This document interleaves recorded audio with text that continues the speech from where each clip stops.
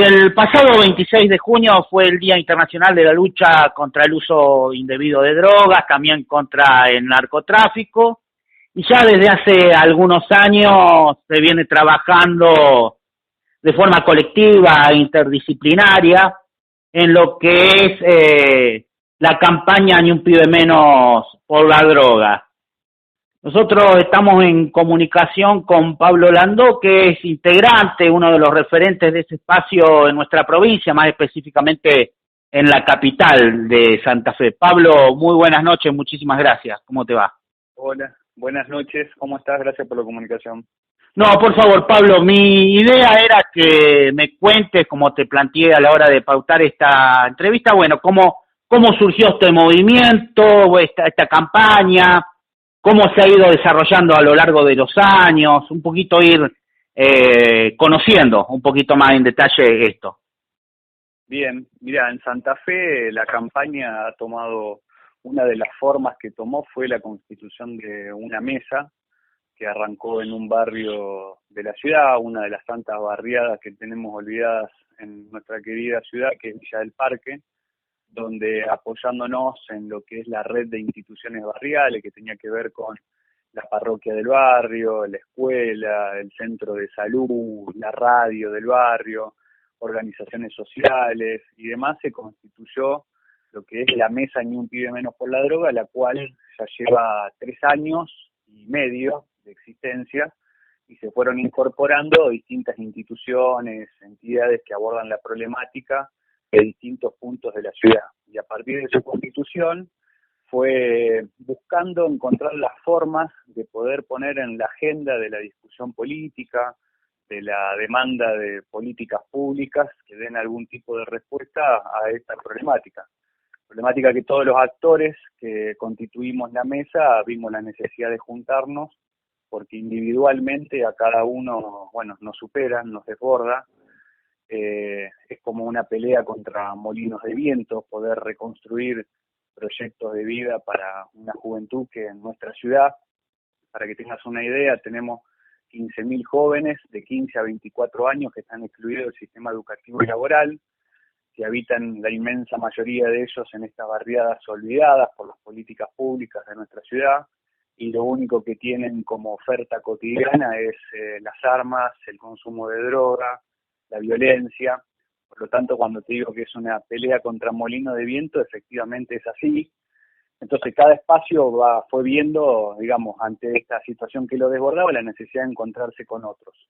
A partir de ahí fuimos haciendo de cada 26 de junio, que es una fecha, digamos, en el calendario que por ahí para la mayoría de la gente pasaba desapercibida, tratar de construir una jornada de visibilidad de la problemática, una jornada de lucha, y siempre con una propuesta de construir legislación, iniciativa en el orden municipal, en el orden provincial, que apunten a dar algún tipo de respuesta. Lo primero que nosotros trabajamos es la idea de instalar en la comunidad de que existe un cuadro de emergencia respecto a la problemática, y segundo, de exigir políticas públicas que apunten en primer lugar a lo que tiene que ver con la prevención, y a la par de eso, con lo que necesariamente debe fortalecerse el sistema de salud pública para lo que refiere a la asistencia, ¿no? Esos serían como las 3 cuestiones que desde el inicio venimos construyendo los distintos espacios.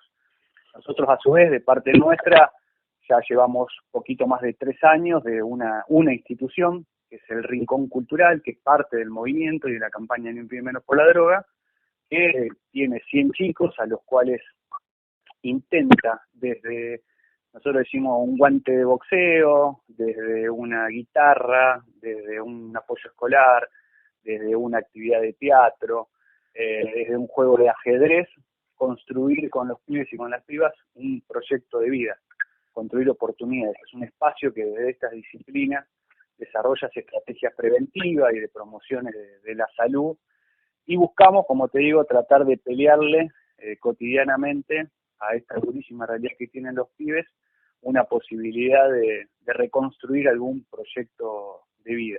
Así que tanto nosotros como institución, nosotros junto con otros y otras instituciones y espacios, venimos ya desarrollando en la ciudad esta labor que digo, tiene este recorrido y sobre todo ha tenido cada vez que hemos, digamos, generado algún tipo de iniciativa, una gran respuesta de parte de la comunidad, de los medios de comunicación. No así, digámoslo, en lo que tiene que ver las políticas públicas que dan respuesta a esto. Bueno, es un punto importante que señalás, lo de las políticas públicas. Ustedes, me imagino que para todo esto, más allá que sea una lucha mancomunada, como bien decía, barrial, con ya sea desde una parroquia hasta una radio y distintas instituciones, me imagino que todo esto implica un lugar físico, implica un gasto. ¿Ustedes han tenido algún tipo de respaldo en este sentido? ¿Se autogestionan? ¿Cómo lo hacen a eso? Porque me imagino que además en una ciudad como Santa Fe se deben haber acercado muchos pibes y pibas. Sí, mira, nosotros tenemos, te decía, abrimos en junio de 2016, abrimos las puertas de nuestra institución. Que en esta institución, a la fecha hoy, y te digo recién, retomando las actividades, con los protocolos, en el contexto que aún seguimos de emergencia sanitaria y demás, ahora están participando alrededor de unos 30 y pico, 40 pibes y pibas, la mayoría adolescentes, a la edad central en la cual trabajamos, pero, digamos, teníamos en el mes de febrero, marzo, antes de toda esta situación que venimos atravesando, 100 chicos y chicas. Digamos, esa institución se sostiene sobre la base de un convenio que tenemos con Cedronar a nivel nacional, con el cual coordinamos lo que tiene que ver políticas en este sentido, en particular con un programa que lanzó Cedronar, que lleva ya casi 3 años y pico, que tiene que ver con casas de asistencia y acompañamiento comunitario. Nuestro proyecto institucional se enmarca en ese proyecto y desde ahí desarrolla su trabajo, como te decía hoy, concentrado centralmente en la prevención. ¿Qué es lo que pasa? Hoy tenemos una situación de crecimiento exponencial del consumo de sustancias psicoactivas, me refiero tanto a las legales como las ilegales, ¿no? Y en ese contexto lo que existe hoy es un déficit muy grande del sistema de la salud pública para poder abordar de manera interdisciplinaria, de manera integral, en los espacios, digamos, tanto los sectores de salud de los distintos niveles, desde el centro, digamos, de salud del barrio hasta un hospital de mayor complejidad, a que pueda haber espacios físicos en la salud pública para una atención para lo que es este cuadro dramático, te decía hoy, de crecimiento exponencial que existe. A partir de ahí viene lo que sería la segunda etapa, una vez que la salud pública lo contiene, sobre todo las familias de los chicos y las chicas tienen un lugar, un espacio físico a donde dirigirse ante una situación de emergencia crítica, como se presenta siempre estos cuadros de situaciones. Nosotros venimos planteando desde un inicio que debe existir esa referencia en la salud, que se cree algún espacio, algún hospital o algún área de la infraestructura que tenemos acá en la ciudad de Santa Fe, que tenemos una infraestructura hospitalaria muy importante, un área específica para ese tipo de asistencia. Esto es en concreto, no sé, una mamá, un amigo o una amiga de un pibe que entra en una situación de consumo que puede hasta estar en riesgo su propia salud, ¿no? Bueno, ¿a dónde se dirigen para que se lo asista, para que se lo saque de ese cuadro, se lo estabilice y pueda tener una respuesta inmediata? A partir de ahí viene la segunda etapa, que es la construcción de oportunidades y de posibilidades y de proyectos para los pibes y las pibas, que te decía hoy que tenemos estos números durísimos de realidad social. Y ahí es donde viene la necesidad de que esta problemática tenga un abordaje integral. Por ahí hacemos más centro en la cuestión de la salud, pero si acá no existe un proyecto de volver a revincularlos a los jóvenes con la escuela, frente a los miles que terminan abandonando lo que es su trayectoria escolar. Si no existe un proyecto de acceso gratuito, masivo a las prácticas culturales y deportivas, y sobre todo, si no existe un proyecto de generación de empleo, un oficio, aunque sea así, un oficio y una perspectiva, ¿no?, desde el cual los pibes puedan pararse y construir un proyecto de vida, siempre es muy difícil. Siempre es atender la emergencia, pero no terminar de resolverlo de fondo, ¿no? ¿Cómo existen verdaderas políticas inclusivas que tengan en estos aspectos que señalaba hoy el factor principal para poder empezar a darle pelea a una de las principales problemáticas donde, desde el punto de vista de la política, de que quienes han tenido acceso a puestos de poder se han rendido antes de empezar a pelear.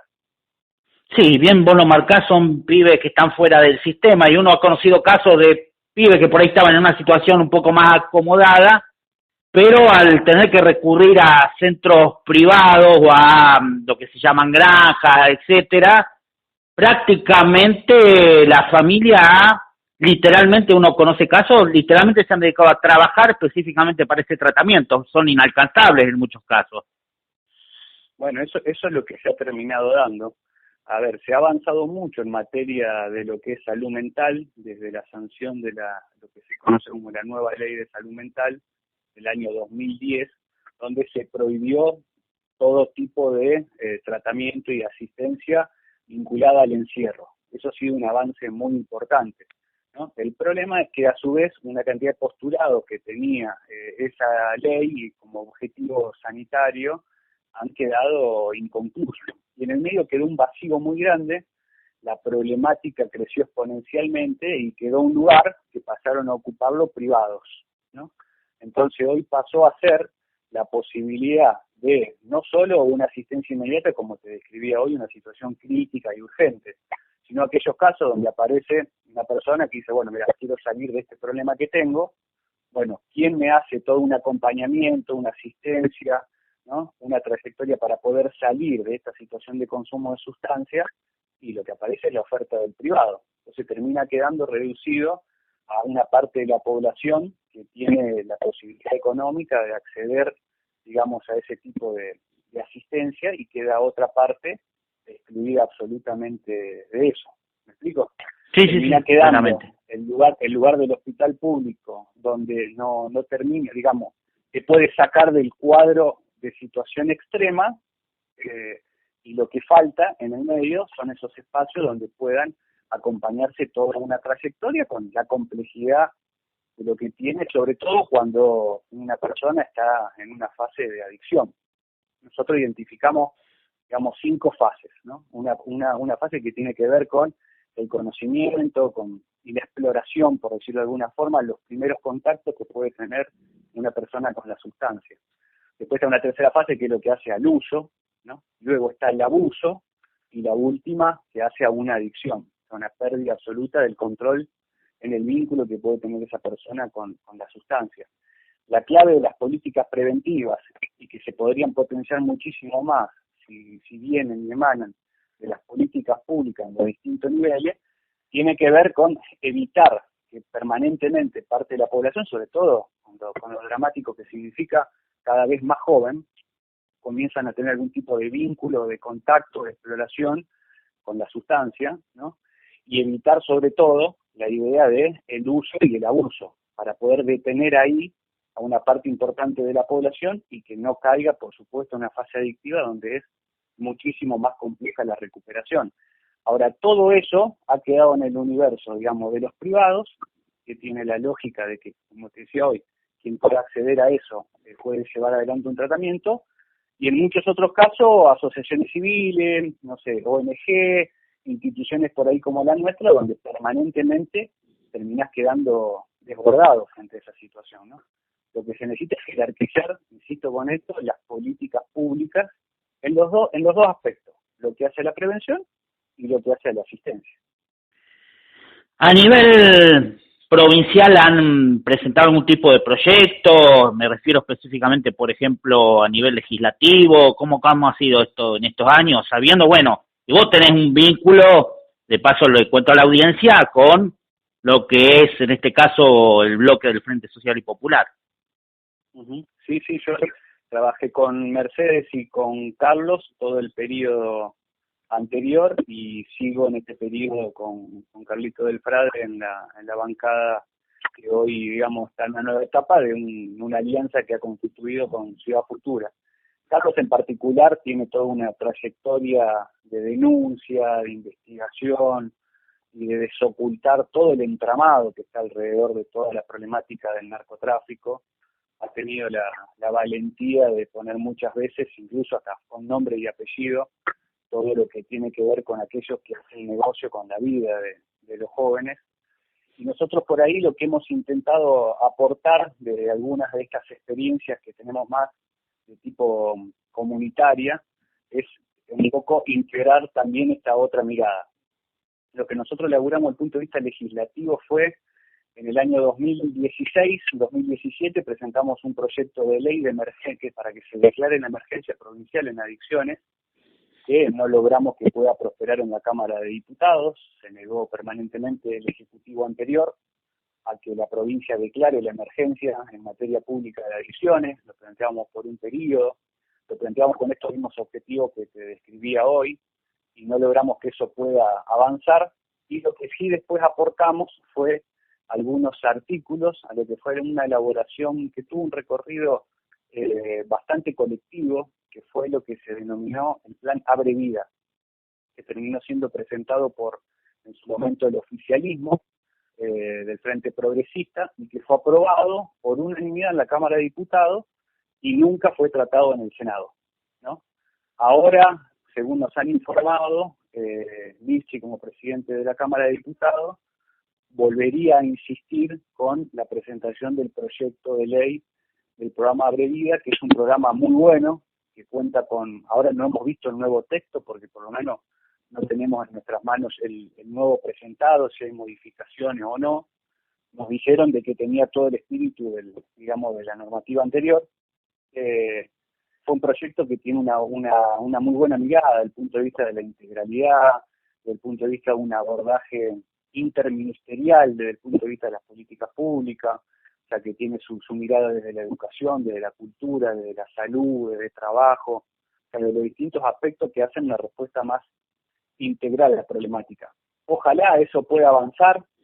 Nosotros, tanto en el periodo anterior como en este, lo vamos a acompañar, tanto de las instituciones como también desde la propia mirada legislativa en eso con Carlos, y la vez pasada con Mercedes, ahora también con Damaris. Es un tema a poder volver a verlo, volver a observarlo, y en todo caso, si es necesario, por ahí aportar alguna mirada, algunos artículos que un poco tengan que ver con lo que hemos aprendido en este último recorrido.